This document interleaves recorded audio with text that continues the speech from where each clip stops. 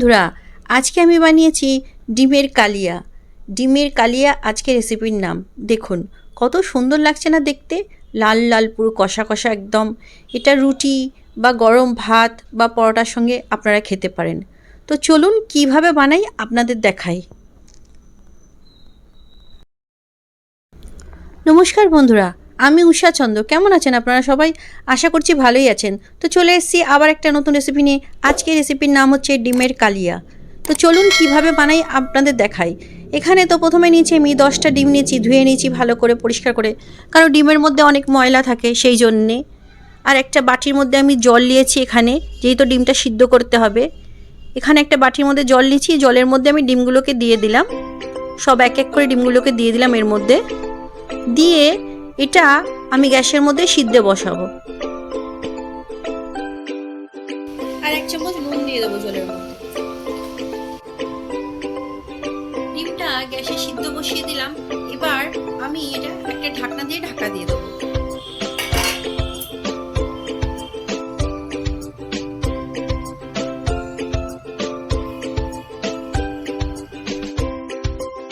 এখানে আমি নিয়েছি 3টে পেঁয়াজ, 4টে কাঁচা লঙ্কা, 2 কোয়া রসুন আর 1 টুকরো আদা। ডিমটা সিদ্ধ হয়ে গেছে, এগুলোকে আমি সব এক এক করে ছাড়িয়ে নেবো। এইভাবে সব ডিমগুলোকে এইভাবে আমি ছাড়িয়ে নেব।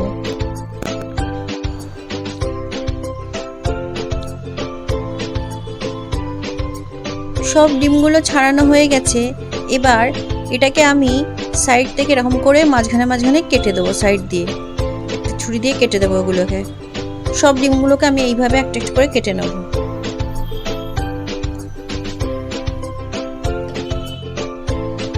এবার একটা হামানদিস্তার মধ্যে এখানে আমি রসুন, কাঁচা লঙ্কা, আদা এগুলোকে আমি একটু থেতো করে নেবো আর কি। বাটবো না, এটা থেতো করে নেব। যেই তো ডিম কষা হবে, কড়ার মধ্যে তেল দিলাম, আমি সাদা তেল দিয়েছি এখানে। তেলটা গরম হতে দেবো।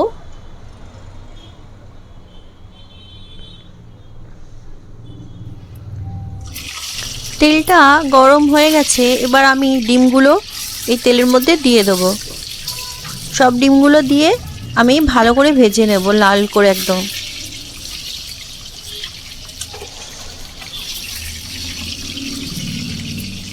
সব ডিমগুলো দিয়ে দিলাম। এবার হলুদ দেব 1 চামচ, 1 চামচ নুন দেব,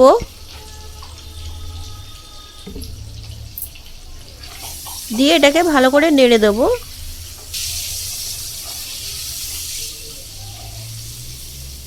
এইভাবে আমি ডিমগুলোকে ভেজে নেব লাল করে একদম।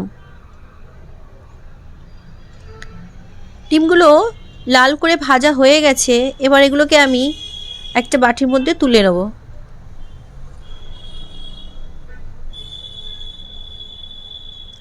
ডিমগুলো আমি সব তুলে নেব এইভাবে।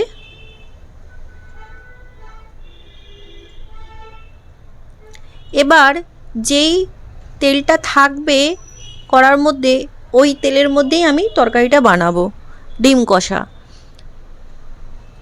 আর একটু তেল দিলাম আমি কড়ার মধ্যে। তেলটা একটু গরম হতে দেবো। একটা তেজপাতা ফোড়ন দেব। এবার কেটে রেখেছি পেঁয়াজগুলো, ওগুলো আমি তেলের মধ্যে দিয়ে দেবো। দিয়ে ভালো করে লাল করে ভেজে নেব পেঁয়াজগুলো।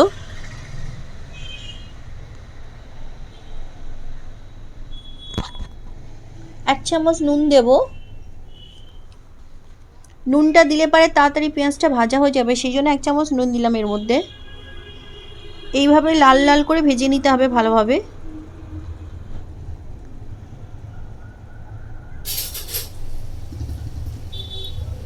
পেঁয়াজটা লাল করে ভাজা হয়ে গেছে। এবার আমি যে আদা রসুন কাঁচা লঙ্কা যে থেতো করে রেখেছিলাম, ওটা আমি এই পেঁয়াজের মধ্যে দিয়ে দেব। দিয়ে ভালো করে কষিয়ে নেব।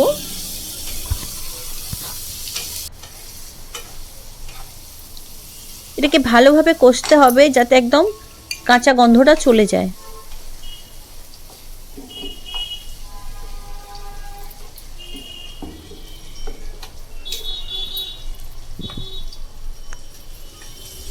এবার একটা টমেটো কেটে রেখেছি, ওটা আমি দিয়ে দেবো এর মধ্যে। দিয়ে এটাকে ভালো করে কষে নেবো আমি একদম। 1 চামচ লঙ্কা গুঁড়ো দিয়েছি আমি, 1 চামচ হলুদ গুঁড়ো দেব, দিয়ে এটাকে কষে নেব ভালোভাবে।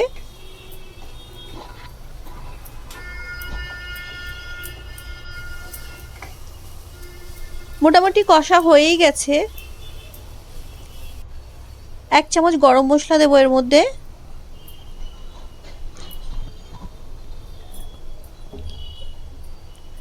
স্বাদ অনুযায়ী নুন দেবো এখানে,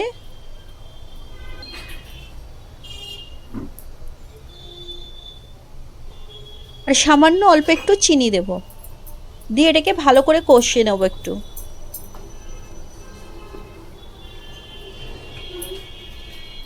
এখানে অল্প পরিমাণে একটু জল দেব যাতে মশলাটা পুড়ে না যায়,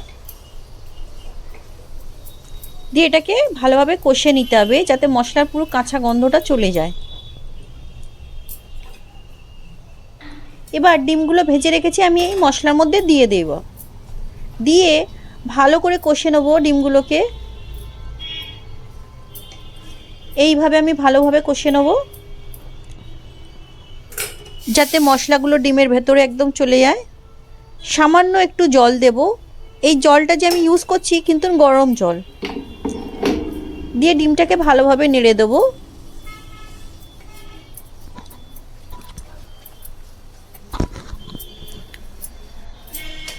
তো ফাইনালি আমার ডিম কষা রেডি।